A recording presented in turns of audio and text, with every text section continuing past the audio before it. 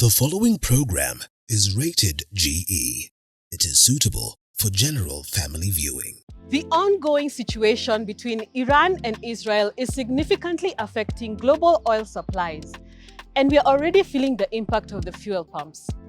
How will this influence your commute, your business, and your family budget? Additionally, the changes introduced by the new finance bill are beginning to affect our finances, altering how we earn, spend, and plan for the future. This is a lot to digest, and that's precisely why we're here. Starting tonight, Mint will be your essential guide to navigating these turbulent waters. We will simplify the complex issues so you can apply practical solutions. Whether that means understanding the true cost of fuel, adjusting to new taxes, or making your money work harder for you. Join us as we turn uncertainty into clarity. This is Mint. My name is Lydia Nyawira. Earn it, spend it, save, invest. Earn it, spend it, save, invest. Mola, kila siku niko chesa. Mola, make more bila stress. Mola, kila siku wesa. Mola, make more bila stress. Today on Mint, are unit trusts a good investment? On Money and Hacks, we explore how they can enhance your financial future. A booming industry. How is influencer marketing transforming how brands engage with consumers? And on Money and Fame, a lawyer's journey from legal practice to content creation.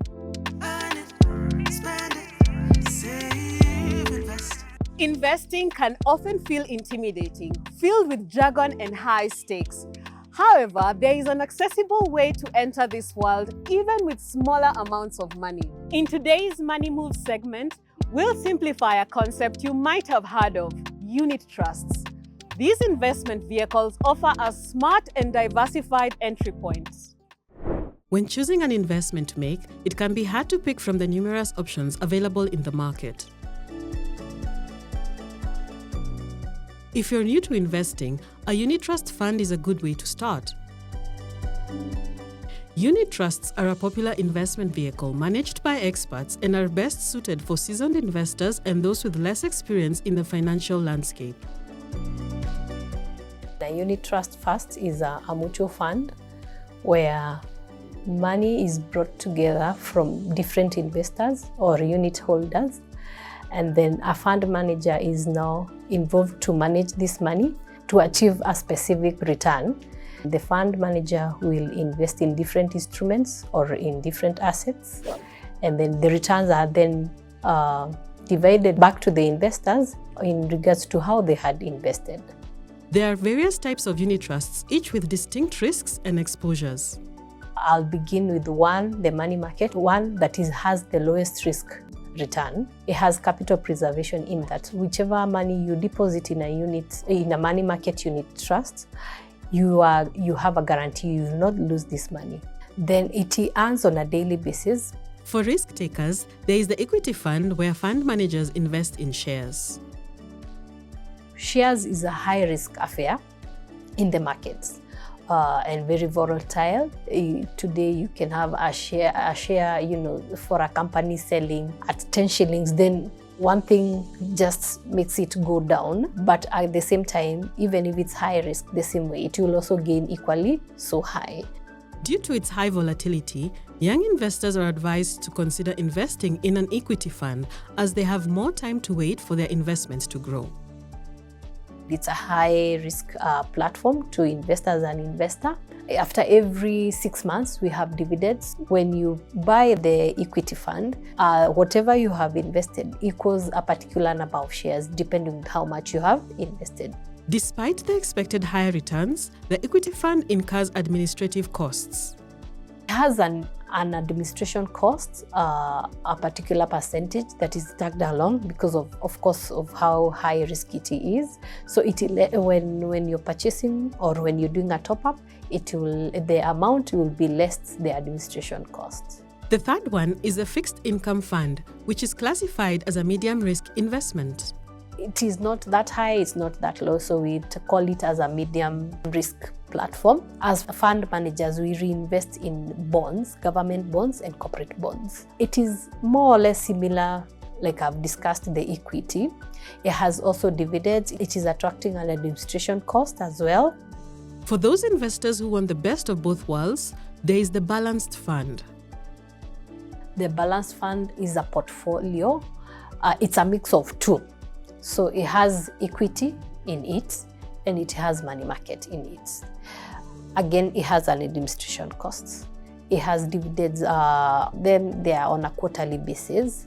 The mere fact that there is that aspect of equity in that portfolio, of course, there is some risk factor involved, but it's also an interesting one that is advised to be taken by younger people because of you realize growth and you're able to at least put your risk there.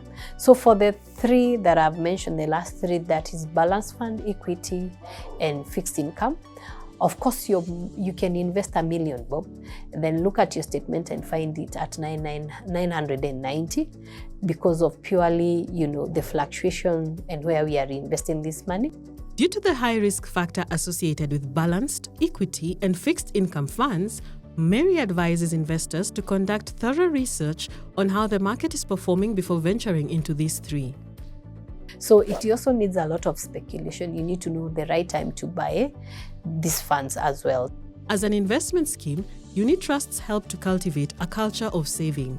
According to the Capital Market Authority, the number of unit trust holders in Kenya stood at 1,299,300 in September 2024, a 7% increase from 1,211,124 investors in June 2024.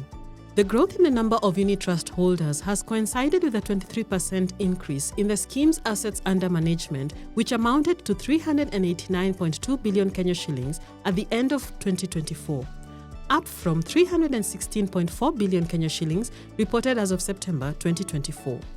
The regulator attributes the growth to the additional funds registered and the heightened interest in the money market funds among investors. The increase is also a result of intensified marketing efforts by the fund managers.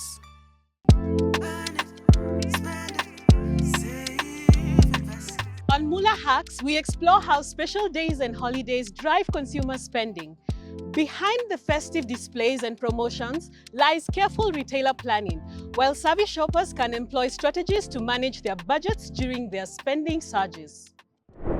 Special days and holidays like Valentine's Day, Easter, Mother's Day, Father's Day, and Christmas involve a lot of spending. Today, we will explore how retailers prepare for these spikes and, more importantly, how shoppers can save money during these festive times. Retailers don't leave sales during special days and holidays to chance. They plan meticulously to meet demand and maximize sales. Let's look at how they do it. From his years working in the retail sector, from the Naivas supermarket chain to his own investment Jaza, Willie Kimani rates Christmas as the season that has the biggest sales spike. Some categories record increases of up to 42%. One, why? People eat quite a bit. There's quite a bit of consumption. And even within Christmas itself, it has the 3 cycles, such that immediately after 12th of December, we clearly start seeing the upsurge of the parting bit, which of course that means some of the liquor categories actually go up. After that, between 12th and 25th, a lot of clothing will actually be, but between 25th and 31st, a lot of food stuff, which goes almost 50%, that kind of an uplift. Once the festive season is finished, retailers prepare for the back-to-school season, which comes at the end of December and the beginning of January. Back-to-school boosts sales of specific food and non-food items, especially for boarding schools. Retailers ensure they have these items readily available. Valentine's Day, Mother's Day, and even holiday weddings also drive sales. As a special day or season approaches, retailers like Jaza meet with suppliers to plan inventory and create displays well in advance. They assess stock levels and see which suppliers are available to participate in the special displays and offers you find at supermarkets and malls. So the key idea here is, one, do you have the stocks? Do you have the partner to give you that?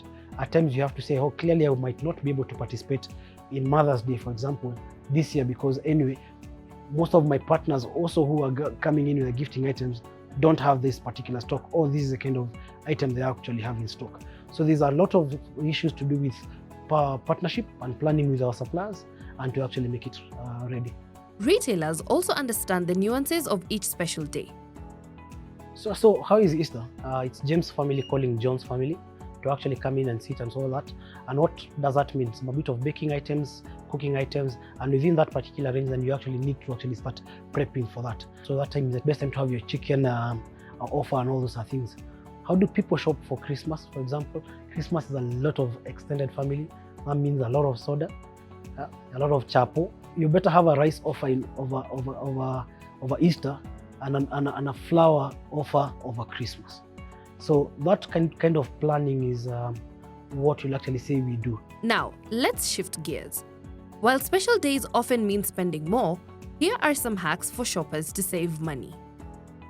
The key is to plan early. Know the brands you use and where you use them.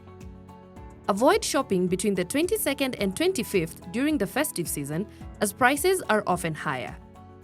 Shopping before or after these peak days makes more sense. Buy only what you need. If you need 250 grams of something, don't buy 500 grams. Planning your consumption accurately is the first step to saving. Consider buying in bulk. It's often cheaper to buy a 10-liter container instead of multiple smaller ones. Or buy a case of soda instead of individual bottles. This is especially useful when you have a large gathering. Bulk also helps, because when you also buy bulk and the bulk items and those things, and might actually help you rather than buying smaller pieces.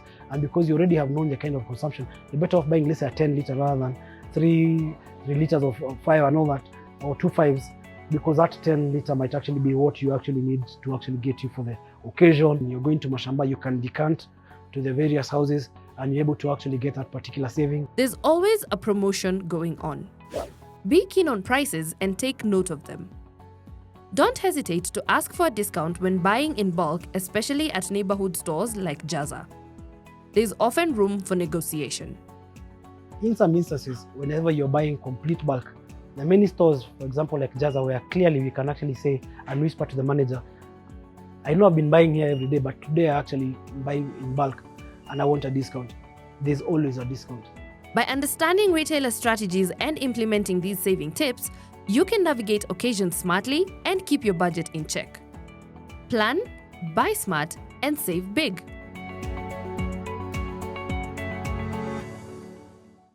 As retailers prepare for increased spending during special occasions, consumers can also be strategic. By planning ahead and buying in bulk, everyone can enjoy these special days without financial strain. Now, let's take a quick break. Coming up on Money and Fame, Lydia KM turns passion and creativity into a lucrative career. Earn it, spend it,